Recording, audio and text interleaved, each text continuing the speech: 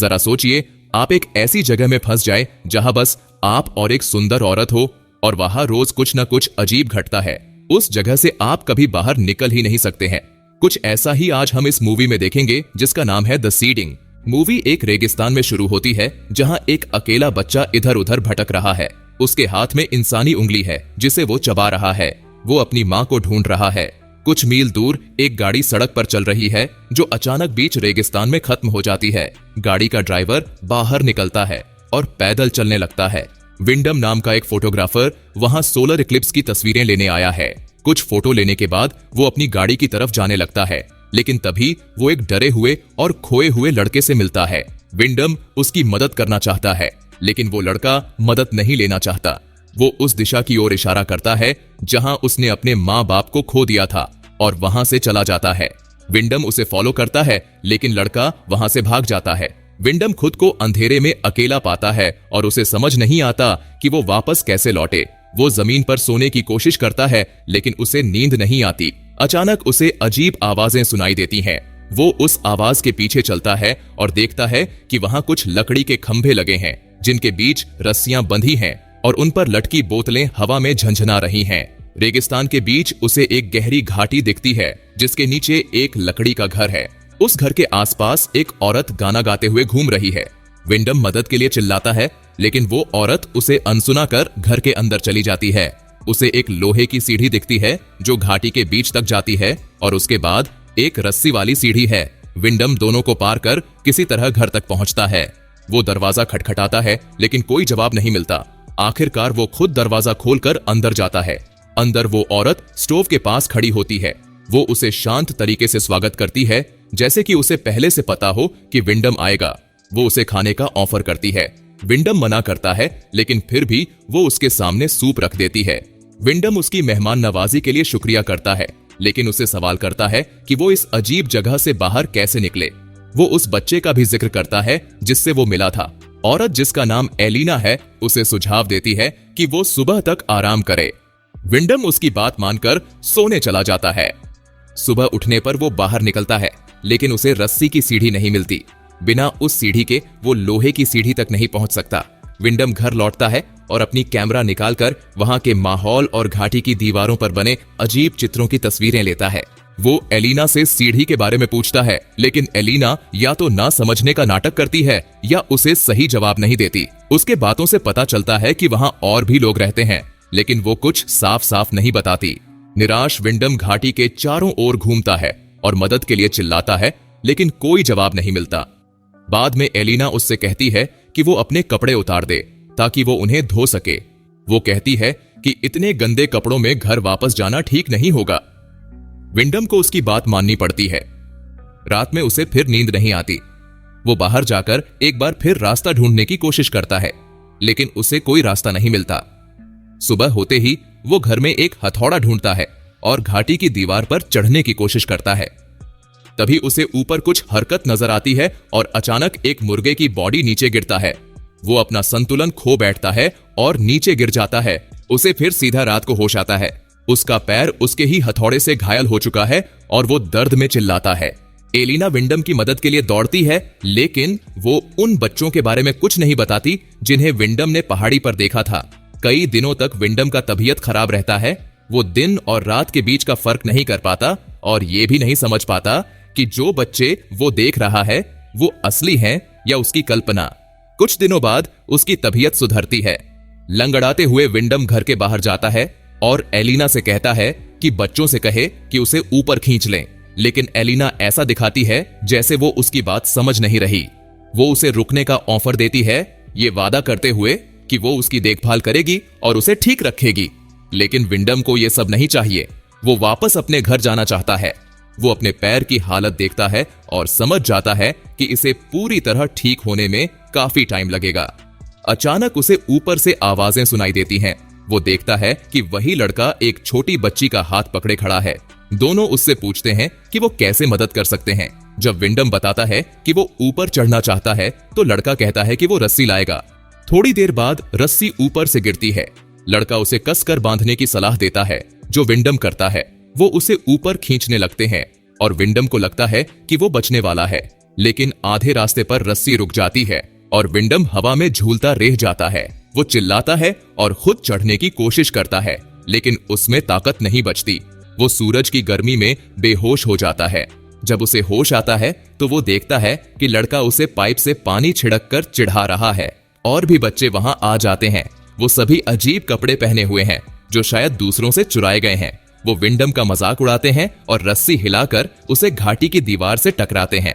वो एलिना को पुकारता है जो बच्चों पर गुस्से में चिल्लाती है, लेकिन विंडम फिर बेहोश हो जाता है।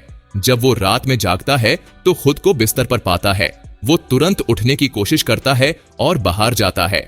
एलिना उसे बताती है कि बच्चे अनाथ हैं जो इस रेगिस्तान में किसी तरह से जिंदा रहने के लिए इकट्ठा हुए हैं। वे दोनों यह नहीं देखते कि बच्चे चुपचाप खिड़की से घर की तरफ देख रहे हैं। अगले दिन एलिना विंडम को कहीं से नए कपड़े लाकर देती है। टाइम बीतता है।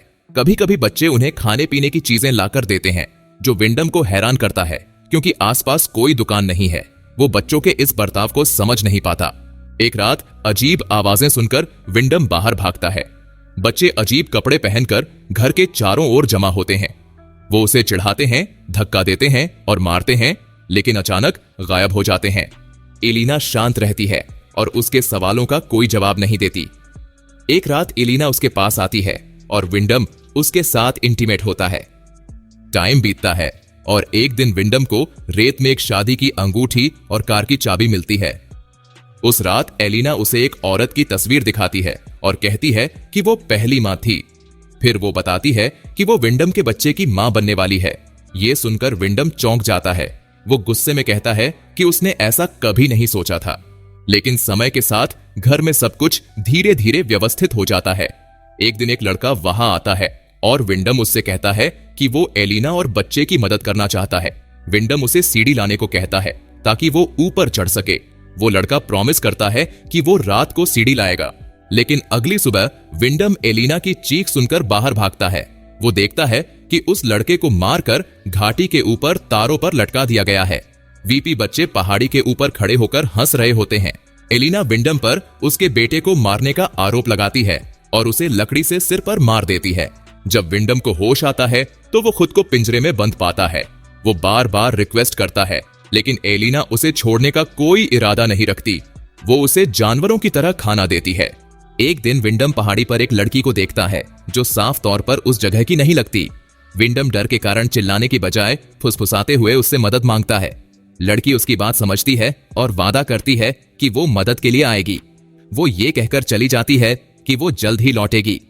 विंडम इंतजार करता रहता है और छिपकर एलिना को देखता है, जो अब गर्भवती है और अपने कामों में लगी हुई है। तभी वो चीखें सुनता है। वो देखता है कि जंगली बच्चे उस लड़की को पकड़कर घसीटते हैं और उसके सामने ही उसे मार डालते हैं। समय बीतता है और विंडम पिंजरे में बंद रहता है। वो एलिना, उसके बच्चों और उसके भाइयों के अजीबोगरीब रस्म रिवाजों को देखता है। एक दिन विंडम अचानक अलीना से कहता है कि वो हमेशा के लिए यहां रहना चाहता है। वो उसके बच्चे को पालना चाहता है, एलिना को अपनी रानी बनाना चाहता है और यही उसकी चॉइस है। लेकिन चॉइस शब्द सुनकर एलिना हंस पड़ती है। वो कहती है कि उसके पास कभी कोई चॉइस थी ही नहीं। वो तो बस एक बीज था जिसे हवा यहां ले आई। ये बच्चा सिर्फ उसका है। वो कहती है कि विंडम पिंजरे में तब तक रहेगा जब तक बच्चा पैदा नहीं हो जाता।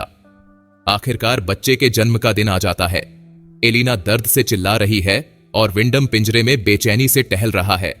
एलिना उसके पास आती है और उससे मदद मांगती है। वो कहती है कि उसने ऐसा मुश्किल जन्म पहले कभी नहीं दिया। वो विंडम को पिंजरे से आजाद करती है। विंडम अपनी पूरी कोशिश करता है उसकी मदद करने की। बच्चे पहाड़ी पर खड़े होकर सब देख रहे हैं। अचानक विंडम देखता है कि ऊपर से एक सीढ़ी लटक रही है, लेकिन एलिना के चिल्लाने पर वो उसके पास ही रुक जाता है। सोलर इक्लिप्स के समय ही बच्चा पैदा होता है। विंडम अपनी बच्ची को गोद में लेता है, उसे चूमता है और पिता बनने की खुशी महसूस करता है। एलिना उससे बच्ची को देने कहती है। जब वो बच्ची को अपने पास लेती है तो वो वादा करती है कि वो उसे अच्छे से पाल पोस कर बड़ा करेगी।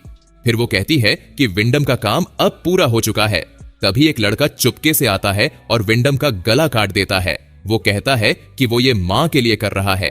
बाद में एलिना विंडम का सामान इकट्ठा करती है और उसे एक बक्से में रख देती है। फिर वो बच्ची के पास जाती है और कहती है कि सब कुछ ठीक हो जाएगा। इस बीच विंडम का शरीर आंगन में सड़ने लगता है। वहां घास उगने लगती है और उसका शरीर धूल में बदल जाता है। इसी के साथ इस अजीब फिल्म का अंत होता है। ये कहानी बेहद ही अजीब है। असल में ये एक तरह का कबीला है और यही इनकी जिंदगी जीने का तरीका है। ये सभी बच्चे असल में एलिना के नाजायज बच्चे थे। इससे पहले कोई और औरत यहाँ पर रही होगी और उसने भी इसी तरह की जिंदगी जी होगी।